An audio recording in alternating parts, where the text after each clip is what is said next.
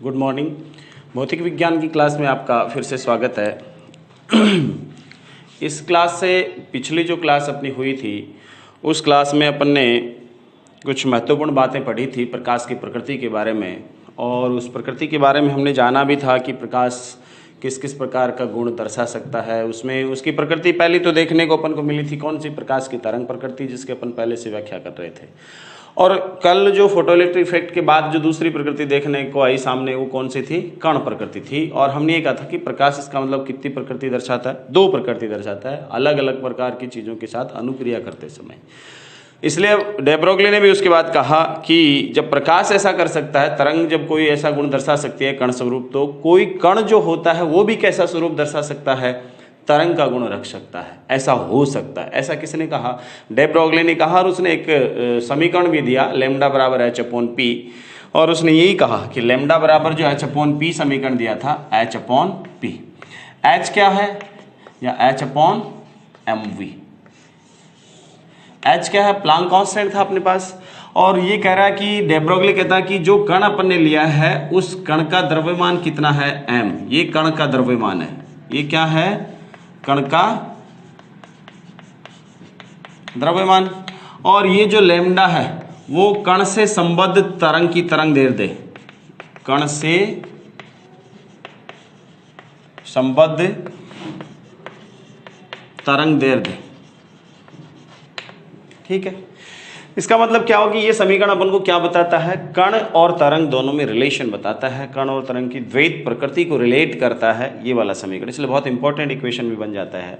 ये वाला अपने पास मोमेंटम है, वो क्या बताता है? यहाँ पी मोमेंटम, द्रव्यमान होने के कारण वो कणीय स्वरूप को बताता है किसी कण का, जो कण है ही अपने पास। और लैम्डा उसी कण से संबद्ध किसको बताता है? तरंग दैर्ध्य को बताता है, जो डे ब्रोगली तरंग दैर्ध्य कहलाती है। ये बात इसने तो कह दी, किसने? डे ब्रोगली ने तो कह दी। लेकिन कालांतर में इस बात की जो पुष्टि हुई वो डेविसन और जर्मर के एक्सपेरिमेंट से हुई। उन्होंने क्या किया? बहुत सिंपल सा एक एक्सपेरिमेंट किया उन्होंने।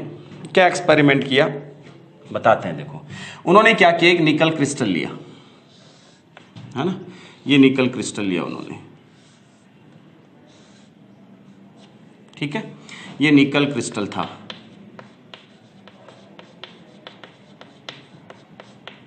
इस निकल क्रिस्टल पर उन्होंने क्या किया, इधर एक इलेक्ट्रॉन गन ली,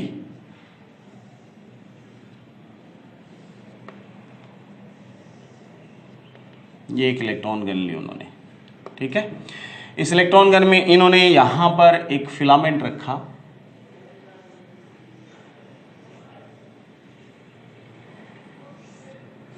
ठीक है, ये एक फिलामेंट था एफ। ठीक है, फिलामेंट के आगे इन्होंने कुछ डायाफ्राम रखे, यूं फिलामेंट से आगे क्या रखे उन्होंने? कुछ डायाफ्राम रखे यूं।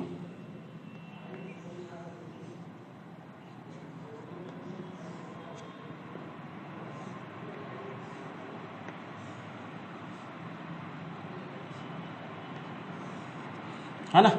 और इनसे उन्होंने देखा कि इलेक्ट्रॉन उत्सर्जित होते हैं, और वो जो इलेक्ट्रॉन पुंज है वो इधर से उत्सर्जित होकर सीधी रेखा में गमन करता हुआ क्या करता है, इस निकल क्रिस्टल पर अविलंबवत आपतित होता है। क्या करता है? अविलंबवत आपतित होता है। ठीक है, फिर क्या किया? अब जो इलेक्ट्रॉन इस पर आपतित होगा वो वापस परिकिरणित भी होगा। क्रिस्टल में जालक तल होते हैं, विभिन्न परमाणु निश्चित डिस्टेंस पर व्यवस्थित रहते हैं, तो उन परमाणुओं से क्या करता है, अनुक्रिया करके और क्या करता है, परिकिरणित होता है। ये जो अपने पास से परिकिरणित पुंज था, है ना, यहां से ये जो परिकिरणित पुंज था, इस परिकिरणित पुंज का मापन करने के लिए, डिटेक्शन करने के लिए, है ना, इसका संसूचन करने के लिए क्या किया गया, इधर एक स्केल रखी गई इस तरह से। ठीक है, और वो जो स्केल थी उस स्केल के साथ एक संसूचक डिटेक्टर अटैच किया गया, है ना, यहां पर एक डिटेक्टर अटैच किया गया। ठीक है, और इस डिटेक्टर से साइड में ले जा करके और एक इलेक्ट्रोमीटर लगाया गया।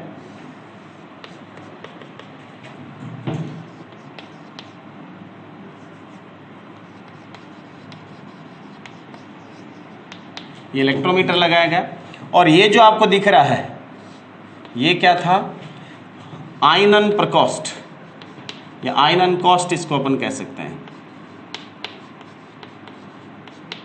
ठीक है। और ये अपने पास स्केल थी, ये वाली,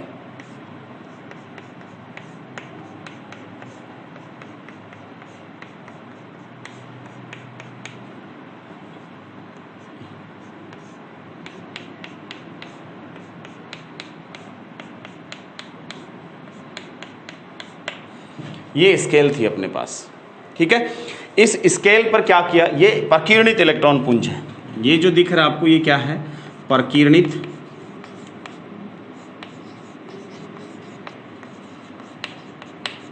इलेक्ट्रॉन पुंज, और ये इस कोण पर प्रकीर्णित हो रहा है, इस कोण पर, जिसको अपन ने थीटा कह दिया, सपोज क्या कह दिया, थीटा कह दिया। ये अभिलंबवत आपतित इलेक्ट्रॉन पुंज है, ये जो दिख रहा है आपको ये अभिलंबवत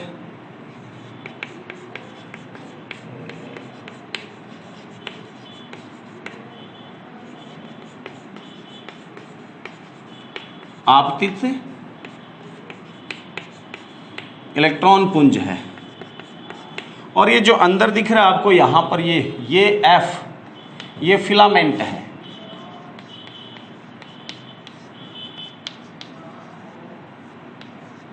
ये फिलामेंट है, और ये क्या लगी है यहां पर, एक तरह से इलेक्ट्रोड की तरह प्लेट्स लगी हैं अपने पास यहां पर, है ना।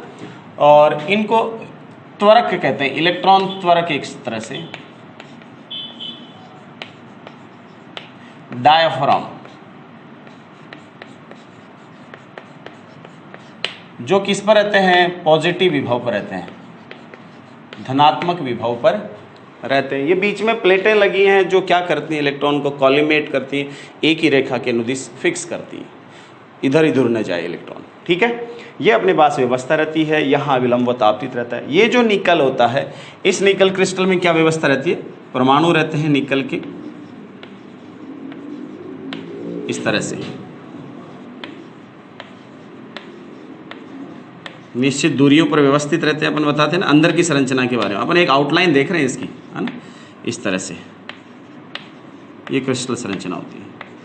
तो इस प्रकार विभिन्न परमाणुओं पर, विभिन्न इलेक्ट्रॉनों पर या परमाणु पर जब ये प्रकाश आपतित होता है विभिन्न परमाणुओं पर निकल के, जालक के विभिन्न परमाणु पर क्रिस्टल के, तो उस कंडीशन में वहाँ से प्रकीर्णित होता है इलेक्ट्रॉन पुंज। और प्रकीर्णित जब होता है तो यहाँ इस आयनन कोष्ठ की सहायता से इस स्केल पर इसको इधर से उधर खिसका करके अपन क्या कर सकते हैं, इसका संसूचन इधर कर सकते हैं, डिटेक्शन कर सकते हैं कि इलेक्ट्रॉन गया किधर आखिर, ठीक है। ये वाली व्यवस्था, ये किसने की व्यवस्था, डेविसन और जर्मर ने, डेविसन जर्मर प्रयोग, इसको क्या कहते हैं अपन,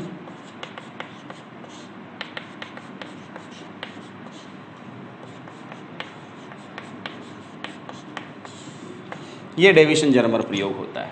आप इधर क्या देखते हो, इधर देखते हो कि ये जो अपने पास जालक तल होते हैं, क्रिस्टल के बिंदु होते हैं, ये बिंदु मैं बड़ा बना देता हूं थोड़ा सा, इस तरह से,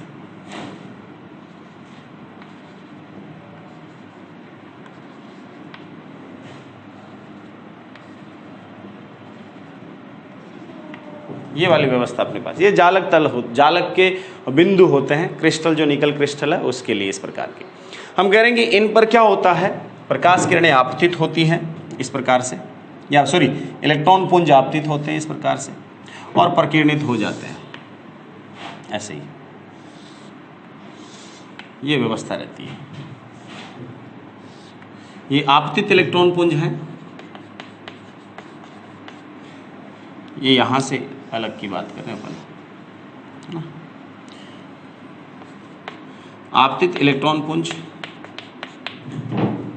और ये प्रकीर्णित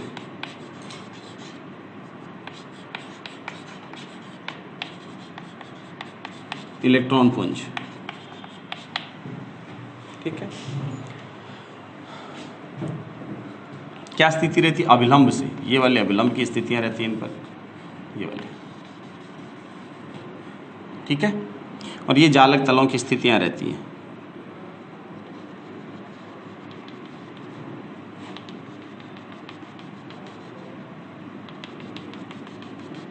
सपोज इन जालक तलों में किन्हीं भी दो परमाणुओं के बीच की जो डिस्टेंस है ये स्मॉल डी है। ये कितनी है? स्मॉल डी है। आप कह रहे हो कि ये जो एंगल होता है विलंब से, ये वाला सपोज थीटा है किसी स्थिति विशेष में, ये अविलंबवत आती हैं, तो उस कंडीशन में अपन सपोज मापन थीटा करते हैं। ये 90 माइनस थीटा हो गया सपोज, तो ये कितना हो गया? थीटा।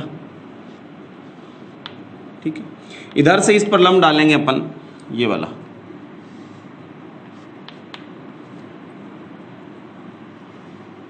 ठीक है, ये वाला लंब डालेंगे।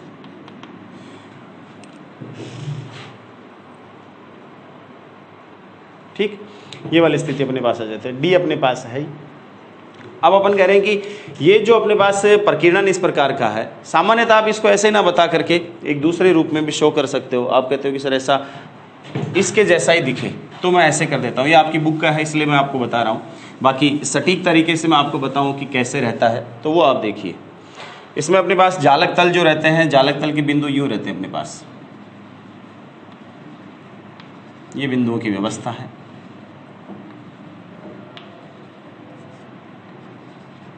ठीक है, ये जालक तलों की व्यवस्था है। अगर अपन कह रहे हैं कि इन पे इलेक्ट्रॉन और इन पे सपोज इलेक्ट्रॉन आपतित होते हैं, इन परमाणुओं पर, इन जालक तलों पर इलेक्ट्रॉन आपतित होते हैं, उस स्थिति में क्या व्यवस्था रहती है? तो मैं कह रहा हूं कि जालक पर जब इलेक्ट्रॉन आपतित होते हैं तो ये स्थिति रहती है अपने पास। इलेक्ट्रॉन इस प्रकार से आपतित हो रहा है, इलेक्ट्रॉन पुंज इधर से, ठीक है, ये इलेक्ट्रॉन पुंज आपतित इलेक्ट्रॉन पुंज है। ठीक है, और हो क्या रहा है इसका? इस साइड में प्रकीर्णन हो रहा है, और ये एंगल कितना है अपने पास? थीटा। ये एंगल कितना है? थीटा आपने ले रखा है। ठीक है, ये आपतित इलेक्ट्रॉन पुंज, ये प्रकीर्णित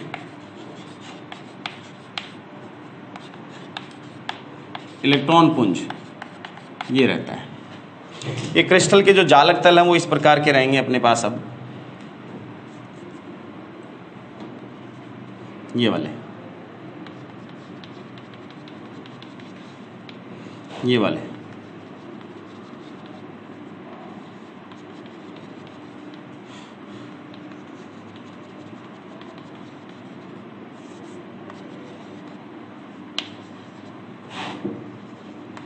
ये क्रिस्टल के समांतरित जालक तल हैं एक तरह से, समझ गए? इनकी व्यवस्था अपन देख रहे हैं। और अपन कह रहे हैं कि ये अपने पास क्या रहता है? अविलंब की स्थिति रहती है। अगर इन जालक तलों की बात करें तो ये अविलंब की स्थिति रहती है। इन जालक तलों के बीच की दूरी अपने पास सपोज स्मॉल डी है। कितनी है? स्मॉल डी है। और कोई भी दो जो परमाणु हैं, ये वाले परमाणु, सपोज कोई भी दो जो परमाणु हैं जालक के, उनके बीच की दूरी कैपिटल डी है। कितनी है? ये कैपिटल डी है। ये स्थिति अपने पास रहती है। ठीक है, तो इस प्रकार से क्या रहता है? जालक की ये जो तल होते हैं, ये इस प्रकार के वाले तल, इन तलों से इलेक्ट्रॉन क्या होता है? प्रकीर्णित होता है, और अपने पास ये व्यवस्था रहती है। समझ गए? हाँ, ब्रेग डिफ्रैक्शन समीकरण होता है, उसका अपन यहाँ फॉर्मूला यूज करेंगे। ठीक है, आपके यहाँ डायरेक्ट है, कैसे होता है कैसे नहीं होता आपके यहाँ है नहीं, वरना मैं बता देता आपको। हायर स्टडीज़ में आप पढ़ोगे, आगे क्लासों में जाओगे तो, कि कैसे इन किरणें आपतित होती हैं, कैसे जाती हैं, कैसे इनके बीच अपन पथांतर ज्ञात करते हैं, और उस पथांतर के फलस्वरूप अपने पास जो शर्त आती है वो किस प्रकार से 2d sin थीटा बराबर n लैम्डा आती है, इस प्रकार की आती है। हाँ, देखेंगे अपन। अब अपन कह रहे हैं कि यहाँ से देखो क्या होता है इसमें, इस प्रायोगिक व्यवस्था में। सबसे पहले अपने पास एक फिलामेंट होता है, F होता है फिलामेंट, जिसको अपन कह रहे हैं कि इस फिलामेंट को में से करंट जब फ्लो की जाती है, इसका रेजिस्टेंस बहुत हाई रहता है, इसलिए ये क्या होता है? गर्म होता है। और जैसे ये फिलामेंट गर्म होता है, इससे इलेक्ट्रॉनों का क्या होता है? उत्सर्जन होता है। इसको तापायनिक उत्सर्जन कहा जाता है। इलेक्ट्रॉनों का ये उत्सर्जन क्या कहलाता है? तापायनिक उत्सर्जन कहलाता है, यानी ताप के कारण इलेक्ट्रॉन उत्सर्जित हैं। अब ये इलेक्ट्रॉनों का उत्सर्जन होने के बाद इलेक्ट्रॉन सभी दिशाओं में उत्सर्जित होंगे, कोई रैंडम डायरेक्शन होगी, उनकी कोई फिक्स डायरेक्शन तो होगी नहीं।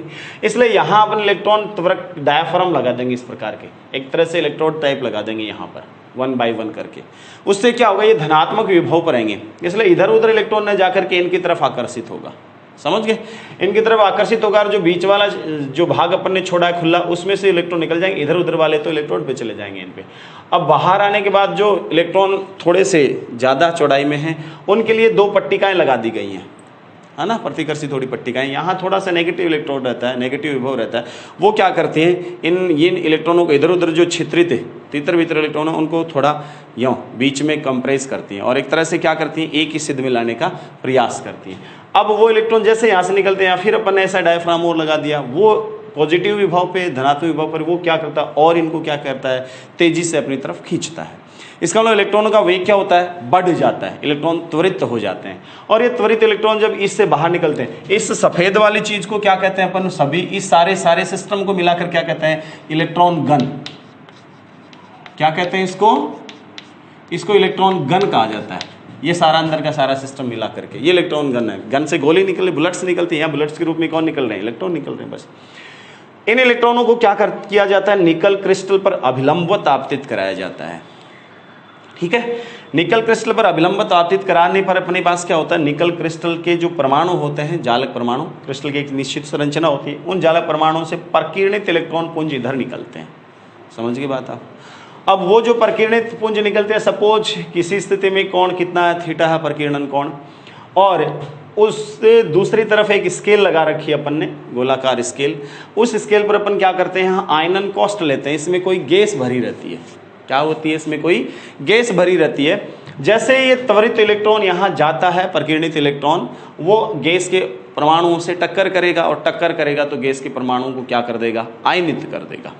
अब वो उन गैस के परमाणु का आयनन होगा, तो आयनन होने के कारण इसको इधर अपन परिपथी व्यवस्था से जोड़े रखते हैं, तो वो आयन इलेक्ट्रोडों पर जाएंगे विपरीत, तो उन इलेक्ट्रोडों पर जाने के कारण ये इलेक्ट्रोमीटर क्या बता देगा, उसमें बहने वाली धारा का मान, उन आयनों के कारण कितनी धारा भाई वो बता देगा। अगर यहाँ इलेक्ट्रॉनों का त्वरण बहुत ज़्यादा है या कम है, उस आधार पर यहाँ आयनन भी कम या ज़्यादा होगा। ज़्यादा त्वरण है, इसका मतलब ऊर्जा इलेक्ट्रॉनों की ज़्यादा है, ठीक है ना, और इलेक्ट्रॉनों की ऊर्जा यहाँ पोटेंशियल लगाएंगे। ये जो विभव लगा रखा है ना अपन ने वी, है ना, ये जो वी लगा रखा है ना विभव वी, इस विभव का मान यानी यहाँ ज़्यादा वोल्टेज कर देंगे, इलेक्ट्रॉन तेजी से आएंगे, और ज़्यादा तेजी से आएंगे, और ज़्यादा उनकी ऊर्जा होगी। तो इस विभव की सहायता से अपन डायफ्राम पर जो विभव लगाते हैं, इसकी सहायता से इलेक्ट्रॉनों की गति को नियंत्रित किया जा सकता है, इनकी ऊर्जा को नियंत्रित किया जा सकता है, गतिज ऊर्जा को। तो ये इनकी ज़्यादा होगी इलेक्ट्रॉनों की या प्रकीर्णित ऊर्जा, तो क्या होगा, ज़्यादा आयनन होगा, ज़्यादा आयनन तो ज़्यादा धारा बहेगी, कम होगा तो कम आयनन कम धारा बहेगी। इस प्रकार से इलेक्ट्रॉन की ऊर्जा की अपन क्या कर सकते हैं, इधर व्यवस्था कर सकते हैं पता लगाने की। ठीक है, अब क्या होगा, इधर धारा भाई, उसके आधार पर इलेक्ट्रॉनों की अपन इस चीज़ को मापन कर लेते हैं। अब इलेक्ट्रॉनों की जब यहाँ ऊर्जा का मापन हो जाता है, कितने इलेक्ट्रॉन आ रहे हैं, कितने प्रकीर्णित हो रहे हैं किसी विशेष कोण पर, वो उनकी तीव्रता से डिनोट करते हैं। अपन क्या करते हैं, इनकी तीव्रता से डिनोट करते हैं। और हम करते क्या है, देखो इतना सा प्रयोग किया था, और हम ये देखते हैं कि इनके जब ग्राफ खींचते हैं, पोलर ग्राफ खींचते हैं, कौन से ग्राफ बताता हूँ मैं, पोलर ग्राफ नाम लिया है। किस किस के बीच ग्राफ खींचना अपन को, इलेक्ट्रॉनों की तीव्रता, ठीक है, और खास बात दूसरी कौन सी, वर्सेज किसके बीच, प्रकीर्णन कोण के बीच।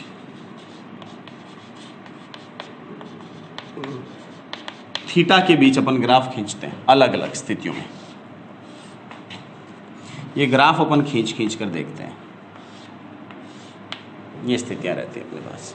खास बात क्या होता है इन ग्राफों में, ये पोलर ग्राफ कहलाते हैं, ध्रुवीय ग्राफ कहलाते हैं, ठीक है।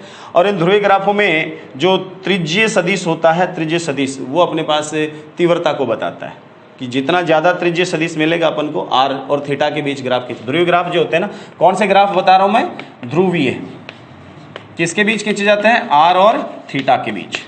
थीटा प्रकीर्णन कोण है ही, आर इसकी त्रिज्या होगी, त्रिज्यीय स्थिति होगी, और वो जो त्रिज्या जितनी ज़्यादा होगी वो इलेक्ट्रॉन तीव्रता के प्रोपोर्शनल होती है। तो जो इलेक्ट्रॉन की जो तीव्रता होती है, इंटेंसिटी होती है, वो किसके प्रोपोर्शनल होगी? आर के। इसलिए यहाँ ग्राफ में जो आर आएगा, रेडियस का मान आएगा, वो जितना ज़्यादा आएगा उतनी तीव्रता ज़्यादा होगी, जितना कम आएगा उतनी कम होगी। ये वाली स्थिति। अब इधर अपन अलग अलग विभव पर, पोटेंशियल पर ग्राफ खींचते हैं,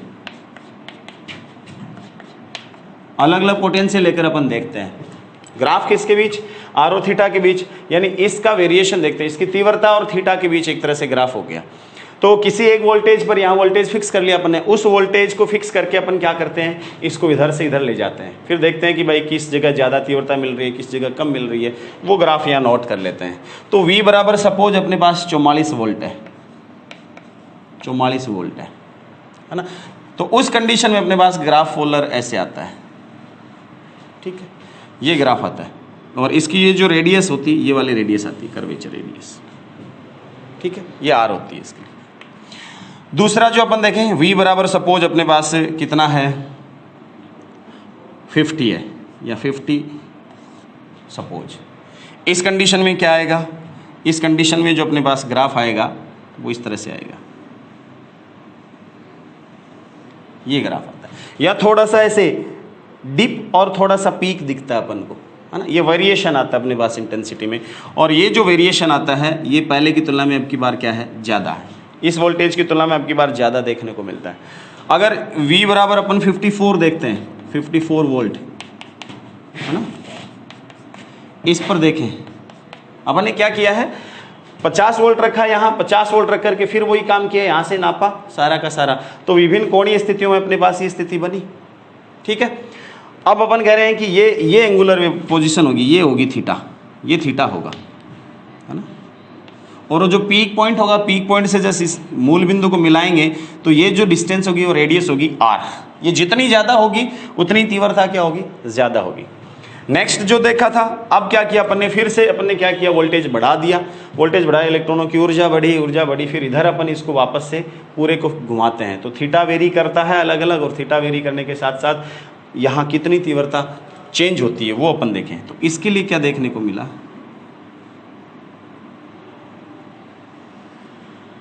ये स्थिति मिली,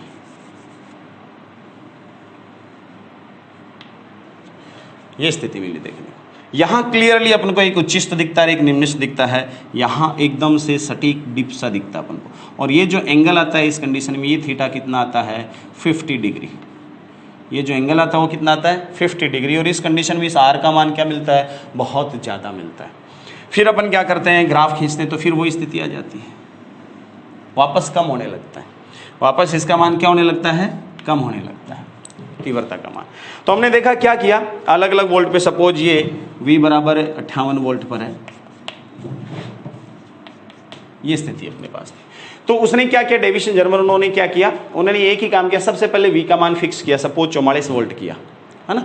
44 वोल्ट करने के बाद उन्होंने क्या किया, ये जो इलेक्ट्रॉन पुंज आपतित और प्रकीर्णित, तो इस प्रकीर्णित पुंज के लिए इस आयनन कॉस्ट को इधर से उधर पूरे एरिया में खिसकाया, यहाँ पर खिसकाया, तो उन्होंने देखा किसी पर्टिकुलर कोण के लिए इस प्रकार का, या विभिन्न कोणों पर अपने पास ये तीव्रता थी, सपोज कम मिली यहाँ, जैसे यहाँ कम है तीव्रता, फिर अपने इधर उधर बढ़ते जाते हैं, थोड़ी ज़्यादा मिली, थोड़ी सी ज़्यादा मिली, फिर ये और नीचे गए तो तीव्रता और कम मिली, और कम मिली, तीव्रता मिलते मिलते जीरो हो गई, ठीक है, ये वाली व्यवस्था थी। फिर उन्होंने क्या किया, फिर उन्होंने इस वोल्टेज का मान बढ़ाया दोबारा से, और 50 वोल्ट कर दिया, 50 वोल्ट कर दिया, तो इलेक्ट्रॉनों की ऊर्जा बढ़ी, अपन देख रहे हैं। अब इन्होंने फिर से यहाँ से शुरू किया, यहाँ शुरू किया, तो यहाँ कुछ इलेक्ट्रॉन जा रहे हैं, प्रकीर्णित हो गए, इसलिए कुछ तीव्रता का मान है अपने पास। फिर ये क्या किया, इन्होंने इधर उधर घुमाए, घुमाते घुमाते देखा कि इलेक्ट्रॉनों की तीव्रता अचानक कम हो रही है, जो इस रीजन में थोड़ी सी कम हो रही है ना। फिर क्या देखा उन्होंने कि और किसी एक एंगल पे ले गए, तो यहाँ तीव्रता बढ़ रही है, ठीक है, ये जो यूँ आता है ना इस प्रकार, इसका मतलब तीव्रता इधर और बढ़ रही है, ज़्यादा इलेक्ट्रॉन पहुँच रहे हैं यहाँ पे। फिर और नीचे की तरफ गए तो पता चला कि इधर आने वाले इलेक्ट्रॉनों की संख्या बहुत कम है, इसका मतलब और कम है, तो कम होती गई, ठीक है। अब क्या स्थिति आई, अब अगली उन्होंने क्या की, पोटेंशियल की वैल्यू और बढ़ा दी और 54 वोल्ट कर दिया। अब 54 वोल्ट करने पर उन्होंने देखा कि यहाँ कुछ तीव्रता तो मिल रही है, लेकिन जैसे जैसे आगे बढ़ते हैं तीव्रता अचानक बहुत कम होती है, यहाँ अचानक एक डिप सा आता है ना, बहुत कम सी होती है। फिर क्या होता है, और आगे बढ़ते हैं तो एक विशेष कंडीशन में किसी विशेष कोण जिसका मान 50 डिग्री के आसपास रहता है, ये 50 डिग्री वाला कोण है, यहाँ तीव्रता बहुत ज़्यादा मिल रही है, इंटेंसिटी, है ना, यहाँ अचानक उच्चिष्ट मिलता है, तीव्रता बहुत ज़्यादा मिलती है इलेक्ट्रॉनों की, और उसके बाद और नीचे जाते हैं तो कम होती जाती है। इस प्रकार से ये उच्चिष्ट का मिलना और यहाँ इधर थोड़ा निम्निष्ठ का सा मिलना, ये आइडल स्थिति थी। और यहाँ अगर और ज़्यादा वोल्टेज बढ़ाएं तो उस कंडीशन में थोड़ा और कम, अब धीरे धीरे कम होने लगता है, वही प्रारंभिक वाली स्थिति से आने लगती है। तो हमने देखा कि ये ऑप्टिमम सिचुएशन थी। ये कौन सी सिचुएशन थी? ये ऑप्टिमम सिचुएशन थी, जिसमें इस वोल्टेज पर अपने पास स्पष्ट रूप से एक गर्त और एक उच्चिष्ट मिलता था, निम्निष्ठ और एक उच्चिष्ट मिल रहा था। समझ गए? किस कोण पर? थीटा बराबर 50 डिग्री के कोण पर। समझ गए? ये वाली स्थिति थी। अब इसके लिए उन्होंने कहा कि इसके लिए जब अपन क्या करते हैं, जब ब्रेग का डिफ्रैक्शन फॉर्मूला लगाते हैं, ब्रेग ने क्या कहा, ब्रेग ने जालक तल लिए और जालक तलों पर इलेक्ट्रॉन पुंज आपतित किए। उसने, ब्रेग ने वास्तव में एक्स किरणों के लिए किया था ये प्रयोग। अक्सर डिफ्रैक्शन, जो अक्सर डिफ्रैक्शन हो, किसके लिए किया था? एक्स किरणों के लिए।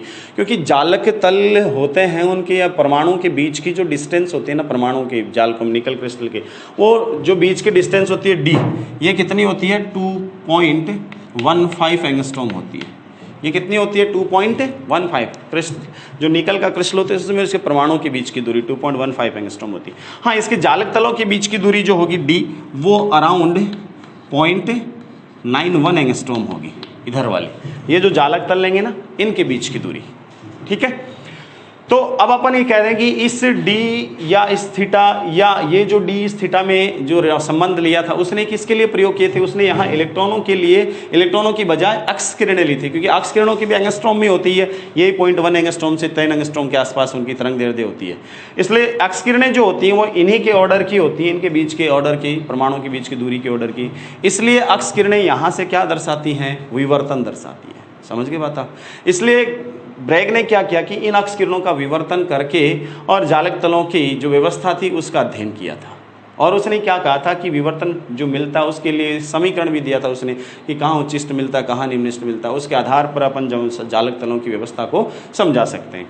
अब यहाँ इलेक्ट्रॉनों के लिए क्या हुआ? ये क्रिस्टल इसलिए चुना गया क्योंकि इलेक्ट्रॉनों की जो तरंग दैर्ध्य आती है किसी विशेष गति से उनको अपन त्वरित कराते हैं या विशेष वोल्टता से त्वरित कराते हैं, तो वो भी लगभग एंगस्ट्रॉम के आसपास, यानी अक्स किरणों की तरंग दैर्ध्य के आसपास से आती है।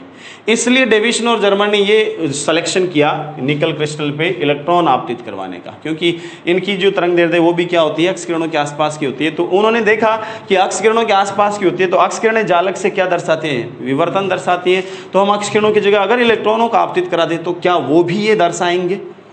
तो उन्होंने ये प्रयोग किया था। फिर रिजल्ट्स क्या है वो देखो। उन्होंने रिजल्ट्स में क्या देखा? यही तो स्थिति देखी उन्होंने रिजल्ट्स में। क्या देखा रिजल्ट्स में? रिजल्ट्स में ये देखने को मिला कि किसी विशेष विभव पर वोल्टता, अगर अपने पास त्वरित वोल्टता, त्वरण वोल्टता 54 वोल्ट है, उस कंडीशन में अपन को स्पष्ट रूप से एक उच्चिष्ट दिखता है और निम्निष्ठ दिखता है, जो विवर्तन वाली सी कंडीशन होती है। तीव्रता का उच्चिष्ट और निम्निष्ठ दिखना, बाकी छोटी छोटी वेरिएशन दिखते रहते हैं, लेकिन एक बीच का जो विवर्तन जो अपने पास प्रतिरूप होता है उसमें बीच का जो विवर्तन होता है उच्चिष्ट, वो अपन को स्पष्ट दिखता है। ये उनको यहाँ देखने को मिला। पर्टिकुलर कोण कौन सा था? थीटा बराबर ये था। तो उन्होंने कहा था कि इस स्थिति में अगर अपन ये काम करते हैं, ये थीटा कितना लिया? ये थीटा कितना देखने को मिला? 50 डिग्री देखने को मिला। तो उन्होंने ब्रेग वाला जो डिफ्रैक्शन फॉर्मूला था वो काम में लिया। ब्रेग ने तो काम में लिया था कौन सा? 2d sin थीटा बराबर n लैम्डा। बता देता हूं आपको, 2d sin फाई बराबर n लैम्डा। ये फाई प्रकीर्णन जो आपतन कोण होता है उस स्थिति में, जिस कोण पर अपन आपतित कराते हैं, ये वाला कोण होता है, इसके साथ अलग रिलेशन होता है इसका। समझ गए बात आप? और ये जो d होता है, d ये वाला डिस्टेंस होता है। तो ये d बराबर अपन क्या ले सकते हैं? ये जो d है इसका संबंध अपने पास होता है d बराबर capital D sine theta by 2। ये रिलेशन आता है, अपन सॉल्व करते हैं तो आगे क्लास में पढ़ोगे आप, बता देता हूँ आपको। जब ये मान रखते हैं तो अपने पास इस कैपिटल D और थीटा में संबंध आ जाता है, और फाई का मान भी अपने पास आ जाता है 90 माइनस थीटा बाई 2। फाई का मान भी कितना आता है? 90 माइनस थीटा बाई 2। ये जो फाई होता है इसमें और इस थीटा में क्या रिलेशन होता है? फाई बराबर होता है 90 माइनस थीटा बाई 2। ये जो रिलेशन होता है, ये रिलेशन होते हैं आपस में। ये ब्रेग का मूल फॉर्मूला है ना, जो जालक तलों के बीच की दूरी के रूप में और प्रकीर्णन कोण फाई, जो फाई के रूप में दिया गया था। समझ गए? यहाँ अपन कह रहे हैं ये जो फाई होता है ना, ये फाई ये वाला एंगल होता है, इधर वाला। ठीक है, इसलिए ये कह रहे हैं अपन। तो अब अपन ये कह रहे हैं कि यहाँ इन सारी चीज़ों को इसमें रखते हैं तो अपने पास जो सीधा फॉर्मूला आ जाता है, कौन किस किस के बीच आ जाता है? d साइन थीटा बराबर n लैम्डा। ये डायरेक्ट फॉर्मूला आ जाता है, ब्रैग विवर्तन सूत्र। ये भी ब्रैग विवर्तन सूत्र से आता है। किससे? ब्रैग विवर्तन से। अपन ये ब्रैग विवर्तन से लिख सकते हैं ये फॉर्मूला। ये पीक, पहली पीक मिलती है इसलिए अपन n बराबर क्या रख सकते हैं? 1। पहली पीक के लिए n बराबर क्या रख सकते हैं? 1। तो अपने पास क्या बन गया? d sin थीटा बराबर लेम्डा। समझ गए? हम क्या कर रहे हैं? अक्ष किरणों की बजाय क्या आपतित करवा रहे हैं? इलेक्ट्रॉन पुंज आपतित करवा रहे हैं। फिर हम कह रहे हैं कि हमें प्रकीर्णन की तरह यहाँ कोई उच्चिष्ट मिलता है। अगर वास्तव में वो प्रकीर्णन ही है इलेक्ट्रॉनों का, तब तो हम क्या करेंगे? तब तो हम ये करेंगे कि प्रकीर्णन वाला जो फॉर्मूला है, ब्रैग विवर्तन वाला, सॉरी अक्ष किरणों का विवर्तन करवाते हैं ना, तो अक्ष किरणों का विवर्तन प्रतिरूप मिलता है। तो यहाँ अपन को एक विवर्तन के जैसा प्रतिरूप मिल रहा है। इसलिए अपन कह रहे हैं कि अगर इलेक्ट्रॉनों का भी विवर्तन होता है तब तो ये जो समीकरण है ये अपन लागू कर सकते हैं, है ना। और दूसरा अपन ये भी जानते हैं भी इलेक्ट्रॉन को त्वरित कराते हैं, तो डे ब्रोगली का भी तो एक समीकरण है। कौन सा? वहाँ से भी तो लेमडा का मान ज्ञात किया जा सकता है, 12.27/√v, ऐसा था ना। तो वहाँ से भी अपन ज्ञात करते हैं। वो तो कण के साथ संबंधित तरंग दैर्ध्य को बताता है डे ब्रोगली, और ये विवर्तन के द्वारा अपन को बताता है। तो इसमें अब अगर अपन लेते हैं क्या मान, लेमडा का मान अगर इसमें निकालते हैं तो कितना? डी का मान कितना? 2.15 एंगस्ट्रॉम इंटू साइन थीटा कितना? 50। तो लेमडा बराबर कितना होगा? 2.15 एंगस्ट्रॉम इंटू 0.766 के आसपास। तो लेमडा अराउंड कितना हो गया यहाँ से? 1.65 एंगस्ट्रॉम। ये लेमडा आया कि अगर हम इसको विवर्तन प्रतिरूप ही माने एक तरह से, कि विवर्तन के फलस्वरूप इलेक्ट्रॉनों की ऐसी तीव्रता का उच्चिष्ट और निम्निष्ट मिलता है आपको, तो ऐसी स्थिति माने तो इस 50 डिग्री कोण के लिए लेमडा इलेक्ट्रॉनों से संबद्ध कितनी आनी चाहिए? 1.65 एंगस्ट्रॉम आनी चाहिए। अब अपन कह रहे हैं कि चलो अपन ये दूसरे तरीके से देखें। किससे देखें? जो अपने पास फॉर्मूला है, कौन सा? कौन सा फॉर्मूला? डे ब्रोगली वाला। डे ब्रोगली से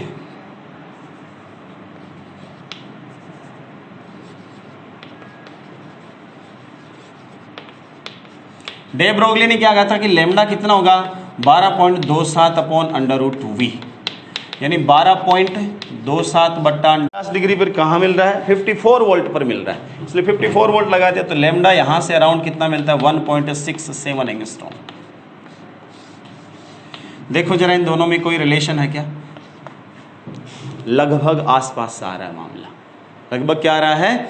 आसपास सा मामला आ रहा है। इसका मतलब ये हुआ कि अगर अपन इलेक्ट्रॉनों का ये माने कि यहाँ से इस क्रिस्टल के जालक तलों से उसका विवर्तन होता है, तब अगर विवर्तन वाला ब्रैग ने जो अक्ष किरणों के लिए किया था, तरंगों के लिए काम में लिया था, तरंगों के लिए उसको विवर्तन प्रतिरूप भी मिला था, तो वो कह रहा है कि अगर अपन इलेक्ट्रॉनों के लिए ब्रैग विवर्तन सूत्र से अगर तरंग दैर्ध्य ज्ञात करें तो इतनी आती है, और अगर इलेक्ट्रॉन को केवल और केवल कण मानकर डे ब्रोगली के अनुसार उससे संबंधित तरंग दैर्ध्य ज्ञात करते हैं तो ये आती है, जो लगभग दोनों की दोनों क्या है? समान सी है। ये डे ब्रोगली की हाइपोथेसिस से, परिकल्पना से है केवल और केवल, और ये प्रायोगिक व्यवस्था से आई है। इसका प्रयोग से जो रिजल्ट मिले हों लगभग हाइपोथेसिस के रिजल्ट के क्या हैं? आसपास हैं। इसलिए ये बात स्पष्ट रूप से तय हुई कि डे ब्रोगली ने जो बात कही थी वो वास्तव में सटीक थी कि कोई भी जो कण होता है उससे संबंधित क्या होती है? एक तरंग दैर्ध्य होती है, जिसको अपन द्रव्य तरंग या डे ब्रोगली तरंग कहते हैं। समझ गए बात आप? इस बात की पुष्टि होने के बाद पता चला कि ये जो छोटे छोटे कण होते हैं, इलेक्ट्रॉन, प्रोटॉन, न्यूट्रॉन, ये भी क्या करते हैं? प्रकीर्णन दर्शाते हैं। प्रकीर्णन यानी विवर्तन दर्शाते हैं, एक तरह से प्रकीर्णित होकर जालक तलों से। विवर्तन प्रतिरूप इनका भी क्या होता है? देखने को मिलता है। और विवर्तन किन का गुण होता है? तरंगों का गुण होता है। समझ गए? इसलिए अपन ये कह सकते हैं कि अगर ये विवर्तन प्रतिरूप दर्शाते हैं कण, इसका मतलब इन कणों से संबद्ध एक तरंग दैर्ध्य होती है या तरंग होती है इन कणों से संबद्ध, यानी डे ब्रोगली की हाइपोथेसिस क्या होगी? एक्सपेरिमेंटली प्रूव होगी। उसके बाद जो थॉमसन था उसने भी एक्सपेरिमेंट्स किए थे, और उन एक्सपेरिमेंट के आधार पर भी उन्होंने भी ये बात सत्य साबित की थी कि वास्तव में डे ब्रोगली की बात क्या है? सही है। इस प्रकार से डे ब्रोगली की जो हाइपोथेसिस थी वो सही निकली, एक्सपेरिमेंटली प्रूव हुई, और उसके साथ ही उसको नोबेल प्राइज भी दिया गया उसके बाद। ठीक है, धन्यवाद आपका।